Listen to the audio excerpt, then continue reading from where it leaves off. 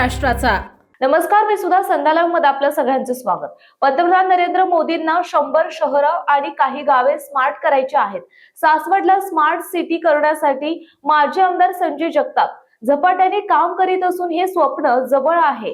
यासाठी आम्ही दोघे याबाबत मुख्यमंत्री देवेंद्र फडणवीस यांच्याकडे पाठपुरावा करू।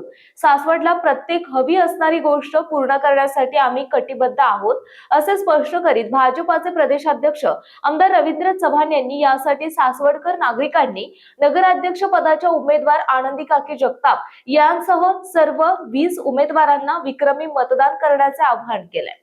सासवड नगर परिषद निवडणुकीत भाजपा उमेदवारांच्या प्रचार सभेत प्रदेशाध्यक्ष रवींद्र चव्हाण बोलत होते।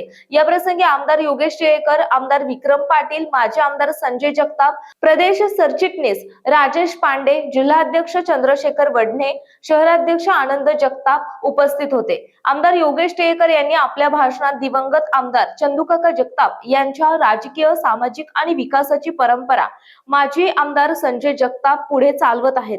नगराध्यक्ष पदाच्या उमेदवार आनंदी काकी जगताप यांचे शिक्षण, सहकारी संस्था आणि सामाजिक कार्याचा विशेष गौरव करीत सासवडच्या विकासासाठी केंद्र आणि राज्य शासनाच्या निधी आवश्यक असून यासाठी कमळाला मत देण्याचे आवाहन केले। माजी आमदार संजय जगताप यांनी सासवडच्या योजना निधी अडवणारे पुरस्कारावर प्रश्नचिन्ह उपस्थित करून सासवडकरांच्या मेहनतीचा अपमान करणारे यांच्या समोर उभे आहेत असे सांगत समाचार घेतला।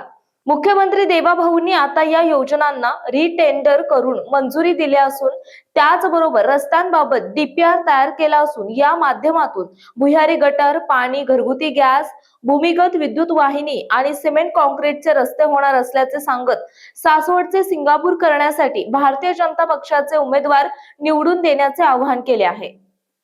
दोन्ही हात उंच करून आपण सर्वांनी घोषणा द्यायची आहे।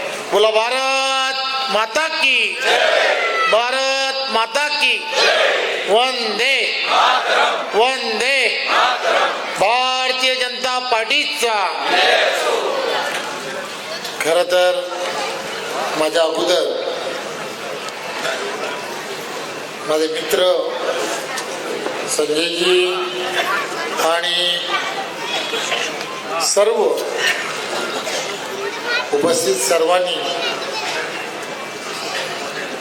फार अगोदरपासून ही सभा सुरू केली आणि आता अंतिम टप्प्यामध्ये आपण आलो। मी आपल्या सर्वांचा जास्त वेळ घेणार नाही। खरं तर आपल्या सर्वांच्या बोलण्यामध्ये आणि प्रत्येकाच्या आणि माझ्या समोर जे संकल्पपत्र आहे असं म्हटलं जातं की एखादा कोणीतरी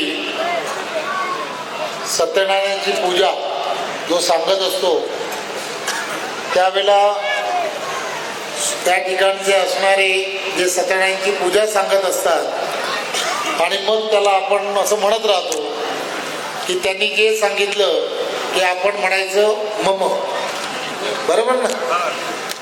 मला असं वाटतं संजय जगतापजी जे म्हणतायत त्याला मी फक्त मम म्हणायला इथे आलो।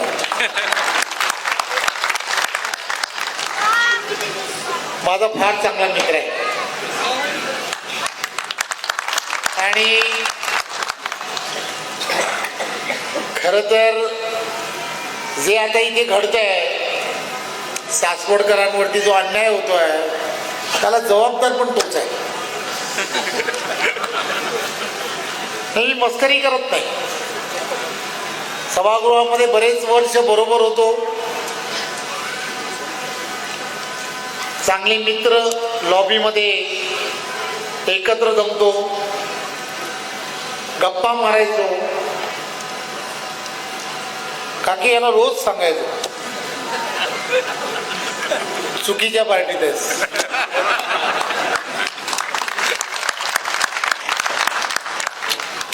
तो म्हणायचा हो, बघतो, सांगतो।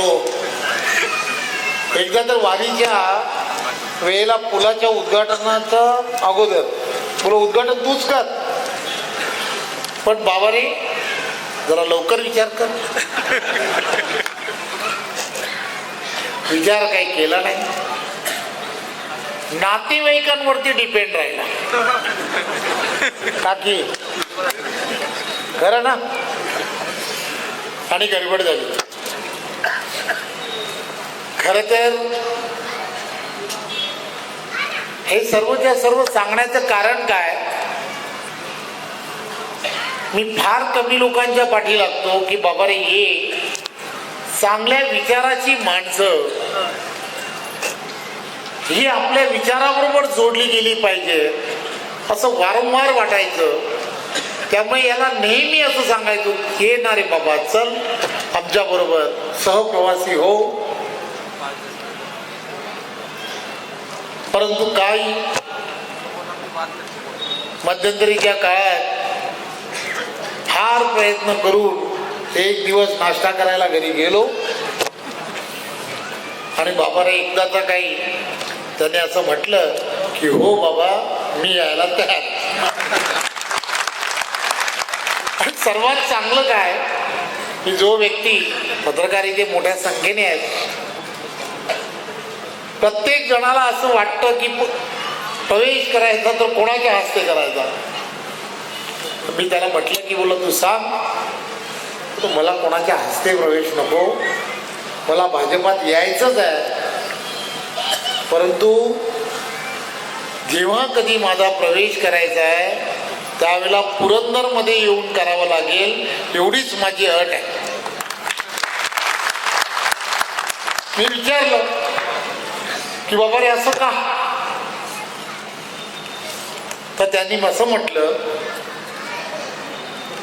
की बऱ्याच प्रयत्न केले, सत्तेत राहिलो, परंतु मला जे वाटत होतं की हे कोण करू शकतो, रोज पाहतो देशाचे पंतप्रधान काम करताना पाहतो. ताज्या आणि महत्त्वपूर्ण बातम्या पाहण्यासाठी आजच आमच्या संध्या लाईव्ह न्यूज चॅनलला यूट्यूबवर सबस्क्राईब करा आणि बेल आयकॉन प्रेस करा.